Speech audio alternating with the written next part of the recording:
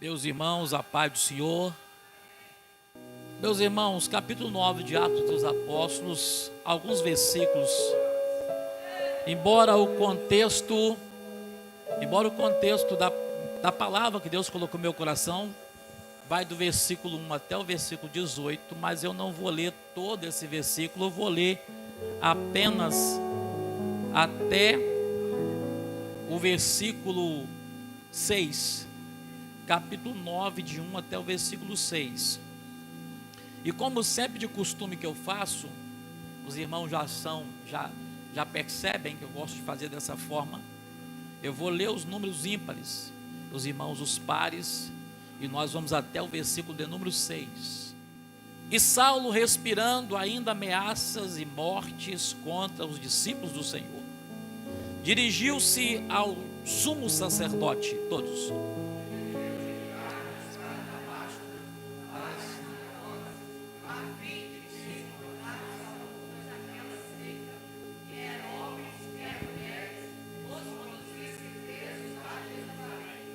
Indo no caminho, aconteceu que, chegando perto de Damasco, subitamente o cercou um resplendor de luz do céu.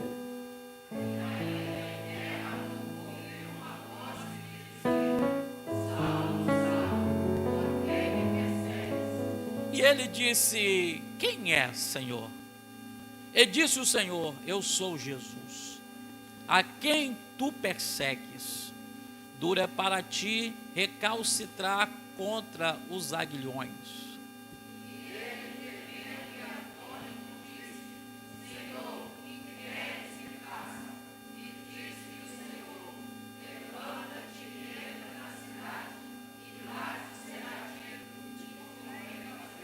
Amém. Pode se assentar.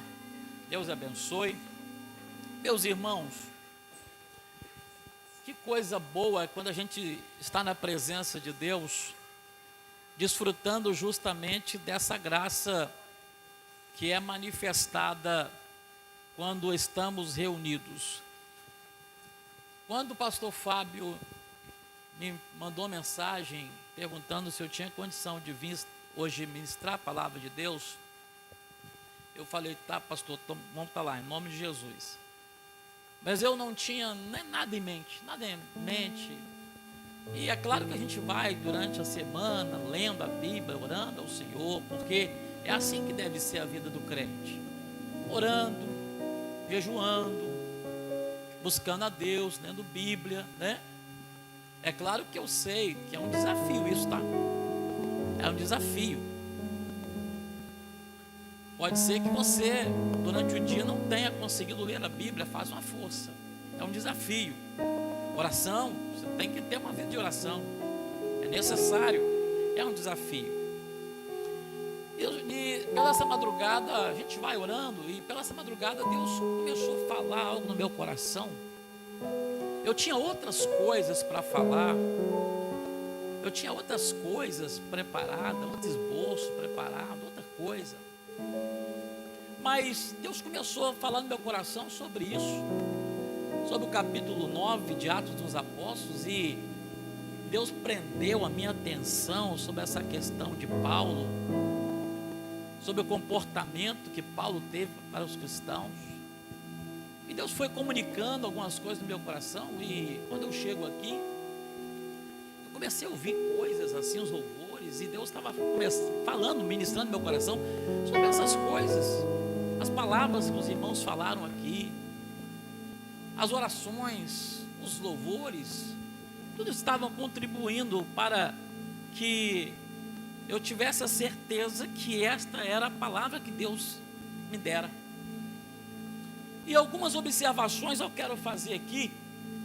Eu penso que eu não vou pregar, eu tenho um determinado horário, 10 minutos antes de 9 eu pretendo entregar.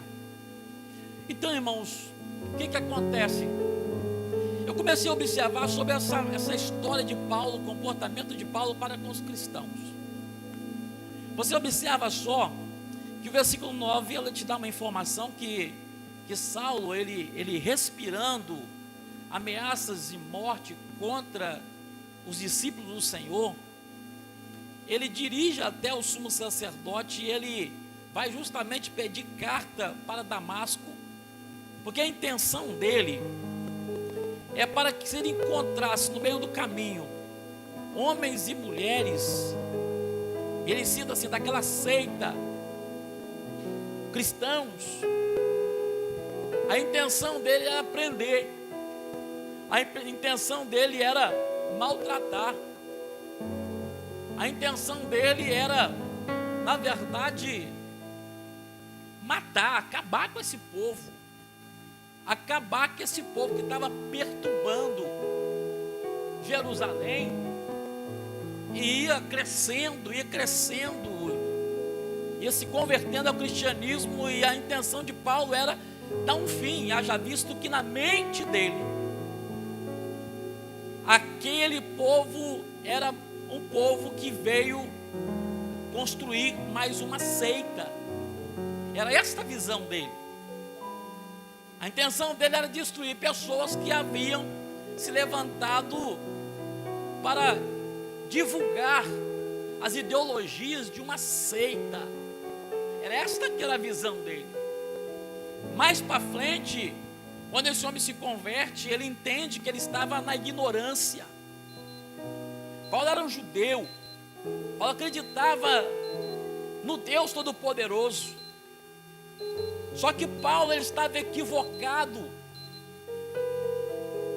Paulo ele olha para aqueles cristãos e ele vê uma necessidade de acabar com aquele povo, porque ele estava tendo uma visão, um entendimento errôneo em relação àquele povo.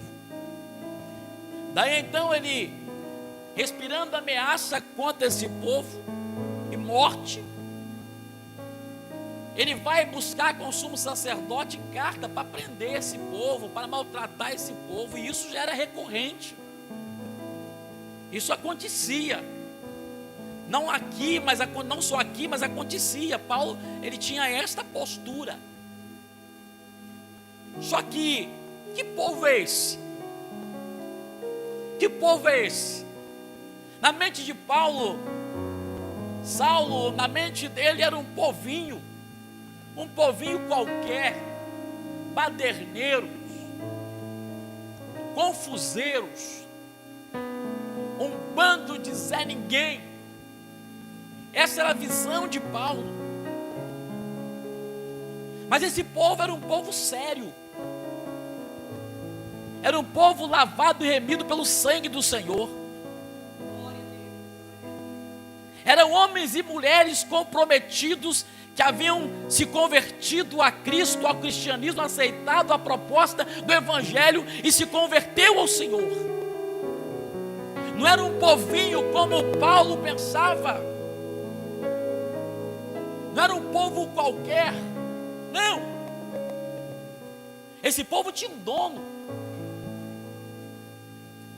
esse povo tinha um dono. Eles não eram dono de si mesmos, mas eles tinham um dono. E o dono desse povo, ele tinha o costume de guerrear as guerras desse povo. O dono deste povo, ele tem o costume de entrar e proporcionar grandes livramentos, de fazer coisas grandiosas na vida desse povo e através desse povo. Na mente de Paulo, esse povo era um povo qualquer, mas na mente de Deus, na visão de Deus, era um povo que ele tinha tirado das trevas e levantado para ser homens e mulheres, queria compor o exército de Deus na terra. E como eu disse, Paulo então, a visão dele é que ele queria ter sucesso nessa empreitada. A visão de Paulo é que ele faria a mesma coisa que ele sempre fez: humilhar esse povo, perseguir esse povo, prender esse povo. Ele estava convicto, talvez metaforicamente na agenda dele, não, no dia tal vou pedir carta para Damasco, vou fazer isso, depois eu faço isso. Só, meus irmãos, que tem um detalhe: Deus entrou na história. E quando Deus entra na história, aleluia, toda a muralha cai por terra, o inimigo bate em retirada, o inimigo não tem sucesso contra o povo de Deus, porque eu quero dizer para você uma vez mais, pastor Ricardo, esse povo não é um povo qualquer, esse povo é o povo lavado e remido pelo sangue de Jesus, é o povo que vai morar no céu, e ele tem um dono. Olha para o irmão que está ao seu lado, fala assim: olha, você tem um dono. Ei, você tem um dono. Porque, meu irmão, na mente presunçosa desse homem, ele sabia o que queria fazer. Mas, meus irmãos, aí eu começo a entender, eu começo a olhar na visão de Paulo. Agora eu quero na visão dos crentes. O que os crentes queriam fazer, presbítero Robson? Simplesmente viver uma vida fiel a Jesus. Eles queriam orar, gente. Eles queriam ser servos do Senhor, diácono Flávio Azevedo. Eles queriam viver a verdade do Evangelho que entrou na vida deles e estava fazendo uma mudança tremenda na vida deles. A intenção deles não era prejudicar ninguém. A intenção daqueles homens e mulheres, crianças, os servos de Jesus, era pregar a palavra, começar a voltar a difundir o Evangelho, falar do Evangelho, pregar a palavra, viver para Cristo. Por quê? Porque eles estavam vendo que aquela palavra entrou no coração deles e transformou a vida deles. E agora, como eu e você, eles queriam também passar adiante, diácono Lemuel, essas boas novas.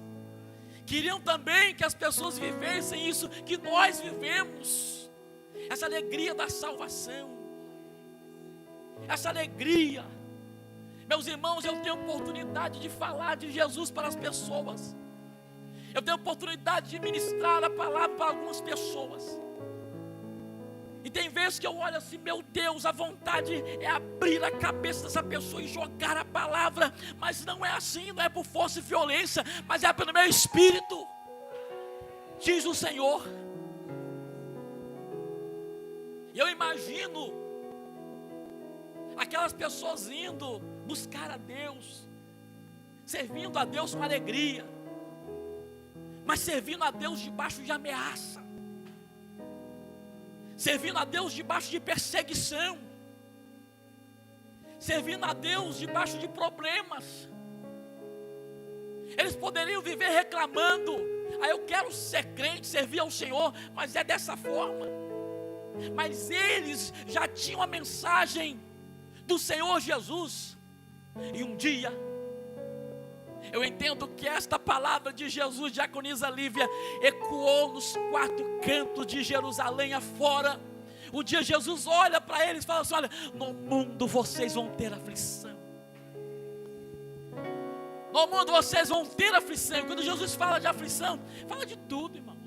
Perseguição, ameaça de morte, perseguição, alguém se levantando contra você. Ei, e não faz biquinho não chora não, chora na presença de Jesus, mas não seja, por que eu estou passando por isso? Ei, entenda uma coisa: perseguição, aflição é peculiar dos crentes. Jesus disse que o mundo vai nos odiar. Por quê? Porque não conhece a Jesus, mas você conhece. Sabe por que se levantam contra você? Porque não conhece Jesus, porque não conhece a presença do Espírito de Deus, porque não sabe viver nessa dinâmica. Oh, que coisa boa! Eu estava sentado ali e a gente se segura, mas a vontade é a gente correr desse templo todo, gritando o nome de Jesus, porque a presença de Jesus é real na nossa vida. Ele é barragem, mas tem gente que não conhece isso, mas vai perseguir você. Oh, aleluia. Eu fico imaginando homens e mulheres, já com Lázaro, falando do amor de Jesus, mas debaixo de perseguição. E aí? Eu tenho uma palavra para você. Ou você fica com medo da perseguição, ou você se levanta como um soldado de Jesus e enfrenta a perseguição de cabeça erguida, sabendo que você não está sozinho. Salmo 34, verso 7, a Bíblia diz assim, que os anjos do Senhor acampam-se ao redor daqueles que o temem e os livra. O escritor da Epístola Gerais aos Hebreus, ele escreve, Hebreus 1, verso 14, ele diz assim: quem são os anjos do Senhor? São espíritos ministradores, enviados, aleluia, para ajudar aqueles que hão de receber a vida eterna. Fala a respeito de mim, fala a respeito de você. Oh, você pode levantar essa mão para o céu e adorar. Oh, debaixo de perseguição ou não, você continua crente. Debaixo de perseguição ou não, você vem na igreja orar. Debaixo de perseguição ou não, você lê Bíblia. Debaixo de perseguição ou não, você jejua. Debaixo de perseguição ou não, você ainda continua temendo ao Senhor, sabendo que o Senhor, Ele é todo poderoso. O Salmo 60, verso 12, o salmista escreve assim: em Deus faremos proezas. Não é você que vai fazer com a sua força, do seu intelecto, com a sua inteligência, não. É em Deus faremos proezas, porque a Bíblia fala assim: porque Deus pisará os nossos inimigos. Deixa eu dizer uma coisa para você: Deus guerreia a sua guerra. Você não está sozinho, você não está sozinha. Tem um Deus guerreando por você. Observa, um dia Deus aparece a Abraão. Ele disse assim: Abraão cheio de medo, por uma situação que ele tomou uma decisão, cheio de medo. Gênesis 15, Deus olha para Abraão: Abraão, olha só, eu sou o teu escudo. E sabe, meus irmãos, o escudo é uma arma, irmã Josi, imprescindível na batalha, mas não é uma arma de ataque, é de defesa. O que Deus está falando? Olha só, antes que os dados inflamados da maldade cheguem até você, vai encontrar o seu escudo, que é Deus. Vai encontrar o escudo que é Deus na sua frente. E voltando à palavra, meus irmãos, então Paulo tinha uma missão, mas Deus também tinha. E agora? E os servos dele, presbítero Robson? Homens e mulheres comprometidos, que oravam, buscavam, mas que estavam sendo perseguidos. Mas um dia, meus irmãos, diz a Bíblia que então esse homem, respirando ameaça contra o povo, ele vai. Mas no caminho de Damasco, Jesus já estava preparando um encontro com ele. Jesus já estava preparando um encontro com ele. E quando diz a Bíblia que no caminho de Damasco, talvez conversando estrategicamente o que queriam fazer, a forma que queriam fazer, o que quisiam fazer com os cristãos, né? Porque é assim, quem prepara maldade contra você, você está em casa orando, jejuando, mas estão confabulando coisa contra você. Aí Deus está lá olhando. Não vai não. Não vai porque ela é minha serva. Não vai porque ele é meu servo. Não é qualquer um não. A obra que eu tenho com ela é grande. Você vai fazer, mas eu vou dar livramento. E outra coisa, Deus dá livramento do servo dele, e aquele que não é servo dele, o sanguinário, Deus já tem tudo preparado para jogar ele por terra. Oh, aleluia! Olha para cá, Deus vai fazer com os seus inimigos, aqueles que estão perseguindo você, cair por terra, literalmente. E o nome de Jesus vai ser glorificado através da sua vida. Você está sentindo Jesus? Levante a sua mão para o céu. Levante, eu estou sentindo Jesus aqui. Levante a sua mão para o céu e adore, porque você é um povo de Deus. Você é geração santa. Você é um povo escolhido. Eu converso com pessoas. Tem pessoas que estão com a autoestima tão baixa, que eles ficam dizendo: não, pastor, eu não sou nada. Ah, pastor, eu sou pó. Calma. É claro que a gente olhando, a gente sabe quem nós somos. A gente sabe quem Deus é. Mas deixa eu dizer uma coisa para você. Na visão de Deus, a palavra fala, você é uma geração eleita. Você é um povo adquirido. Porque às vezes alguém fala tanta coisa na sua mente, te despreza, fala tanta coisa ruim, que você acaba aceitando aquilo. Não é para aceitar. É para você jogar por terra no nome de Jesus. Isso não pode pegar em você. Isso não vai atingir você. Porque na visão de Deus, você faz parte de um exército. Ei, você faz parte de um exército. Você não entendeu, não? Você faz parte de um exército. Por que você anda de cabeça baixa? Por que você anda com essas palavras de derrota? Por que você anda tão temeroso, visto que o seu Deus é todo poderoso? Olha para cá. E diz a Bíblia então, que Paulo vai. E no caminho de Damasco, literalmente, irmãos. Literalmente. Talvez ele já estava assim, diaconisa ali, me confabulando como é que vai ser. Como é que vai fazer, né? Aí literalmente, a Bíblia fala que cercou aquele povo, aquele homem, Paulo e com seus comparsas, um resplendor de uma luz que veio do céu. E diz a Bíblia que aquele homem, ele cai por terra. Quem faz isso? Quem faz isso? Agora tem um detalhe, Marlon. Eu acredito que aquele povo, que aqueles crentes estavam, Senhor, dá livramento para a gente. Senhor, dá vitória para a gente. Não é assim que você fez hoje? Senhor, me dá vitória sobre as lutas.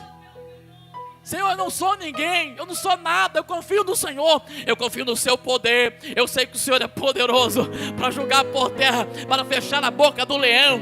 Eu acredito, não é assim que a gente ora. Senhor, me dá vitória, repreende, vai na frente, abre o mar, abre a porta, joga por terra o que não provém de ti. Meus irmãos, a oração do povo foi ouvida por Deus.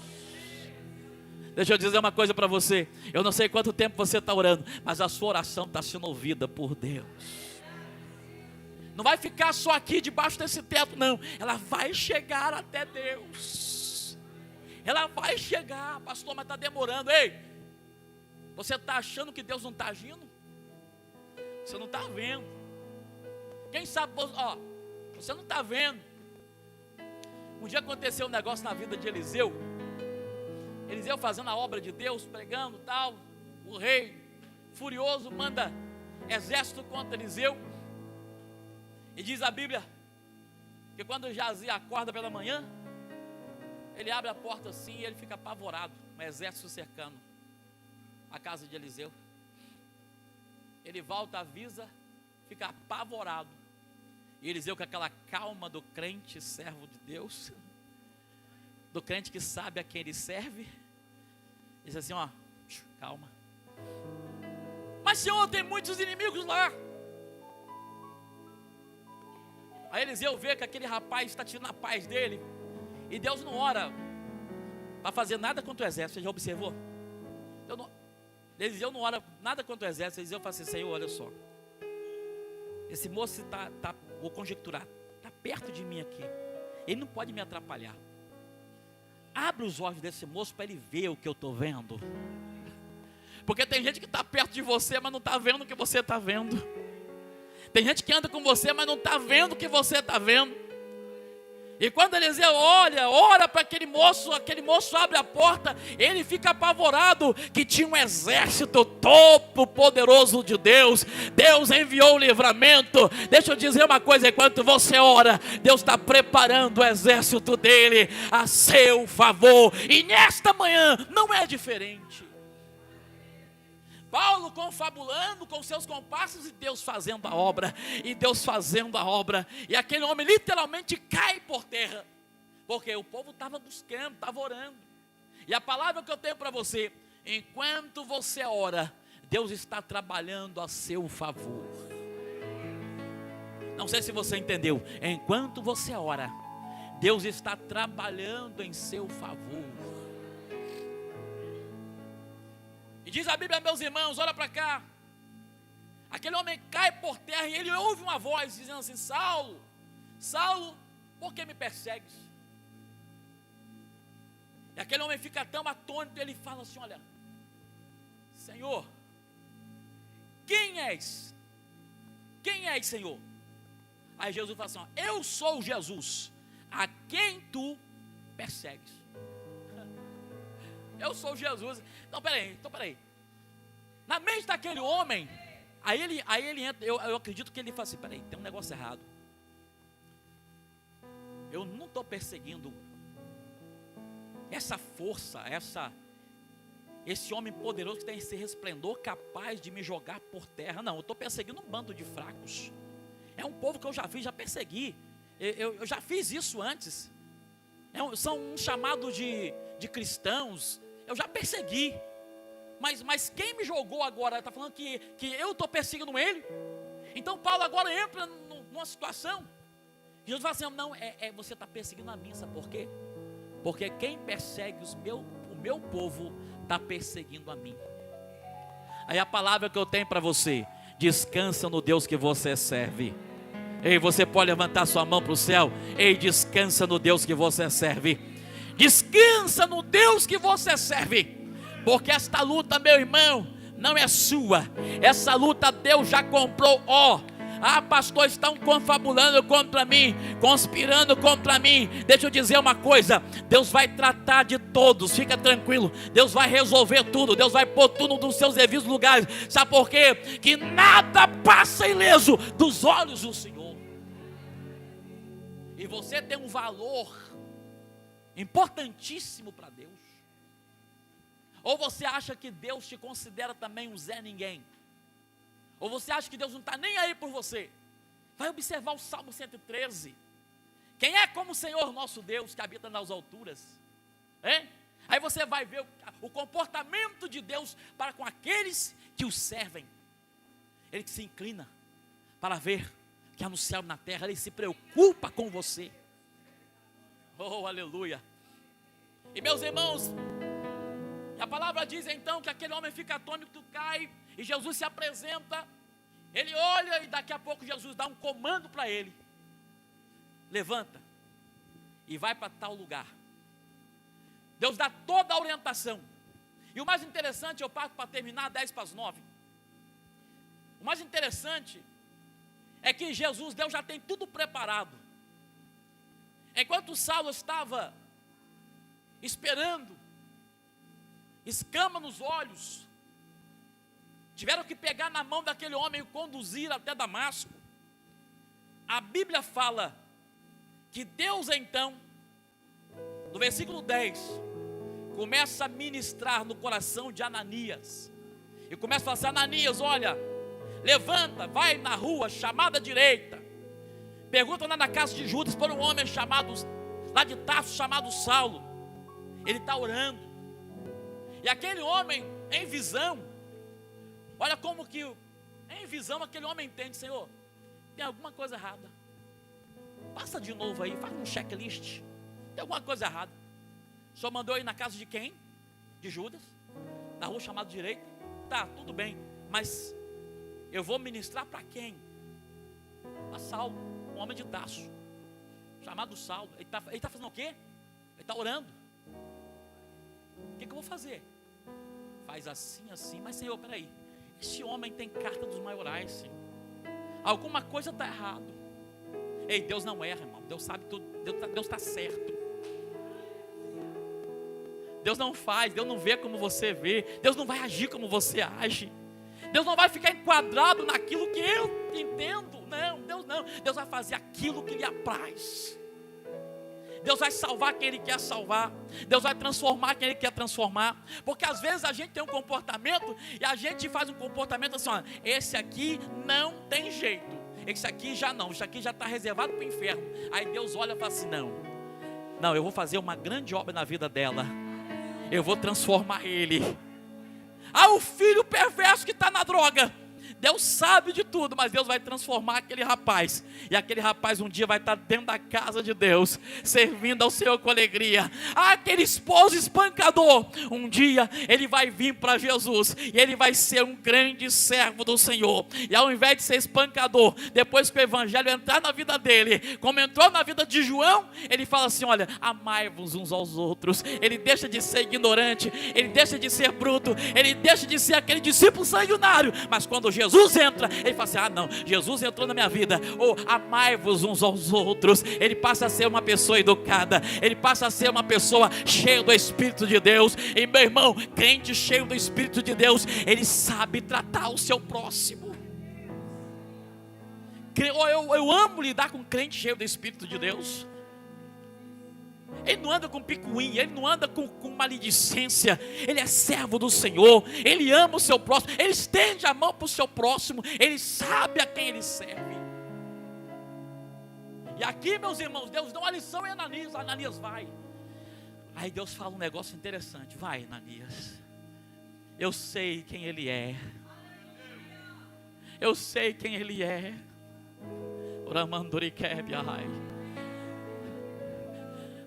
Olha para mim, olha para mim.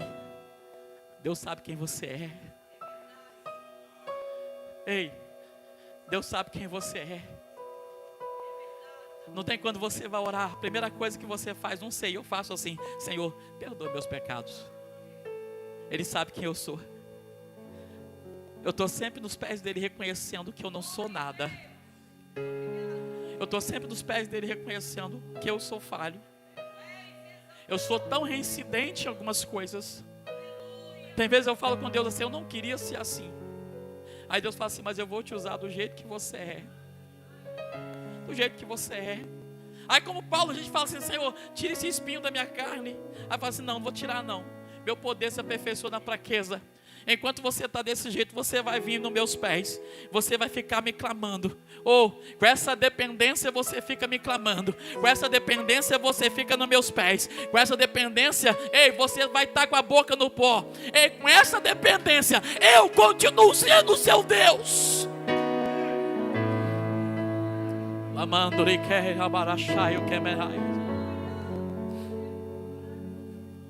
Deus é tão poderoso, irmãos, que Deus está fazendo, Deus faz coisas que a gente não entende. E a gente fica assim: Deus não podia ser desse jeito, Deus não podia fazer dessa forma, sabe? Porque se Deus for dar confiança a você, Deus vai jogar fora gente tão boa que você acha que é ruim. Sabia? Se Deus for dar confiança para você, Deus vai julgar gente tão boa que você acha que não presta. Um dia eu olhei para uma pessoa e falei assim: não aguento orar para minha filha mais. Mas por que não? O inferno é a lixeira do universo. O ser humano vai para lá de enxerido, lá não é lugar dele. O lugar dele é o céu de glória. O lugar do ser humano que encontra com Jesus é o céu de glória. Eu disse assim: olha, toda pessoa que não, tudo aquilo que não presta vai para o inferno. Eu disse assim: não desiste da sua filha. Um dia uma irmã chegou há anos atrás, uma irmã falou comigo assim: Vinícius, olha só, eu parei de orar pelo meu pai, Deus me revelou que ele não vai para o céu. Eu, que isso? Enquanto a vida há esperança, pregue a palavra. Não desista do ser humano, não desista de ninguém. Porque você já pensou se Jesus desistisse de você, você estaria aqui? Você estaria aqui? Ananias olha então e fala assim: Senhor, peraí, tem alguma coisa errada. Esse Paulo, que homem ruim, sanguinário, carga dos maiorais, ele entra nas casas, arrasta homens e mulheres. Esse homem é terrível. Mas Deus sabe todas as coisas. Aí Deus olha para Ananias e fala: Ananias, olha para cá. Porque profeta, irmão, profeta não se manda. Olha para cá, profeta não se manda. Profeta cumpre a determinação. Profeta ouve o que Deus manda e fala para o povo. Profeta não se manda. E ele olha e fala assim, mas Deus olha para ele e fala assim: Ananias, vai, sabe por quê? Porque eu conheço ele. Ele é vaso escolhido. Aí depois, esse homem perverso faz isso com a gente, é vaso escolhido. É vaso escolhido. E outra coisa, vaso escolhido desde o ventre. Quem você é? Ei, olha para cá. Eu sou vaso escolhido desde o ventre de minha mãe. Onde estão outros vasos aqui? Onde estão outros vasos? Ei, você é vaso escolhido desde o ventre da sua mãe. E tem algo que Deus manda dizer, deixa eu dizer, segura, olha só. Pode ser que por causa de você mesmo, Deus não concluiu o que Ele tem através da sua vida. Pode ser que por causa de você mesmo, Deus não fez o que tem que fazer. Mas se você se lançar aos pés de Jesus, entendendo quem você é, a sua limitação de Deus, Deus vai fazer uma grande obra através de sua vida. E eu termino dizendo que Deus não fala assim, olha, vai porque esse é um vaso escolhido. E tem um detalhe, aí Deus fala algo que ia acontecer na vida de Paulo, do início até o final. Deus fala assim, olha, ele é vaso escolhido, e eu vou mostrar para ele como que é padecer por amor do meu nome. Oh, aleluia. Aí você pensa que você acha, eu tô sofrendo tanto. Ah, é? Porque a gente tem isso, né? Então que a gente acha que nós somos os maiores sofredores do mundo. Aí Deus fala assim, vai olhar lá aqueles crentes lá, os servos que estão lá na galeria dos fiéis, dos heróis da fé. Vai ver o que aqueles homens passaram. É claro que cada dispensação tem o seu nível de dificuldade. Cada época tem seu nível de adversidade. Nós, no Brasil, temos uma liberdade de se pregar. E eu tenho uma palavra para você. Aproveita enquanto você pode ficar com a Biblinha debaixo do braço e pregando o Evangelho. Aproveita enquanto você pode estar em casa assistindo a live do culto da oração. Aproveita e vem para orar e vem para buscar. Porque, meu irmão, quando Jesus fala assim, no mundo você vai ter aflição, Jesus está mostrando, olha só, vai ter momento que a perseguição vai se estourar. E você, eu tenho que estar firmado nos pés do Senhor, sabendo do meu chamado com o Senhor. E agora, eu queria que você ficasse em pé.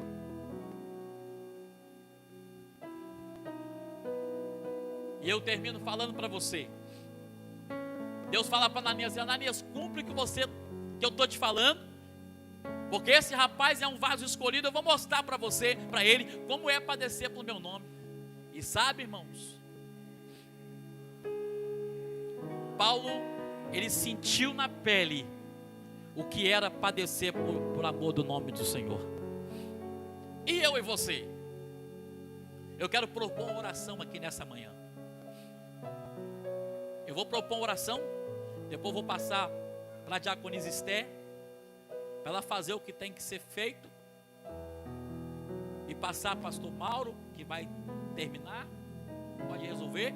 Mas a proposta da oração é para que Deus te dê força e determinação, para que você continue sendo um crente, um servo de Deus, firmado no Senhor. Que você não recue com as perseguições, mas que você continue orando, buscando o Senhor, firmemente nos propósitos do Senhor. E eu queria que você levantasse a sua mão para o céu. Eu queria que o pastor Carlos Augusto viesse aqui. Pastor Carlos Augusto, chega para cá. E o Senhor vai estar orando por todos nós. E a oração, olha para cá, não se desprenda dessa finalidade. Deus, me dê força. Você tem que ser resistente, firmeza. Crente é firme. Crente suporta a perseguição. Crente suporta os ataques do diabo. Firme. Tem gente olhando para você, se espelhando em você. Então olha para cá, você tem a sua responsabilidade. Firmeza. Firmeza. Você tem que ser pregador e pregadora do evangelho. Firmeza. Cumpre o que Deus te chamou. Seja firme. Pastor, minha vontade é abrir mão. Vontade é a coisa que dá e passa. Pastor Fábio citou isso essa semana. Vontade é a coisa que dá e passa. Ei, se lança aos pés de Jesus. Firmeza. Que história é essa de crente? Vem a tempestadezinha no morro lá, o crente já está com medo. Ei, firmeza. Você lavado e remido pelo sangue do Senhor. Seja crente. Seja firme no Senhor. Você está entendendo a palavra essa manhã?